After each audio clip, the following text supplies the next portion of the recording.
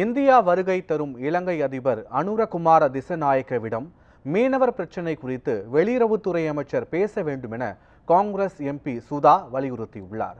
இலங்கை அதிபர் இந்தியாவுக்கு வருகை தரவுள்ள நிலையில் மத்திய வெளியுறவுத்துறை அமைச்சர் ஜெய்சங்கரை சந்தித்து பேசிய மயிலாடுதுறை காங்கிரஸ் எம்பி சுதா தமிழக மீனவர்கள் கைது செய்யப்படுவது குறித்து அவரிடம் பேச வேண்டும் என வலியுறுத்தினார்.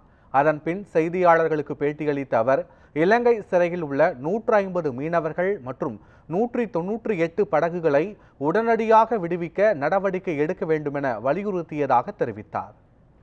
மரியாதைக்குரிய வெளியுறவுத்துறை அமைச்சர் ஜெய்சங்கர் அவர்களை சந்தித்து தமிழக மீனவர்கள் இலங்கை சிறையில் இருக்கின்ற 150 பேரையும் மற்றும் அவர்கள் பயன்படுத்திய போட்டு 198 போட்டுகளையும் விடுவிக்க வேண்டும் என்று கோரிக்கை வைத்தேன்.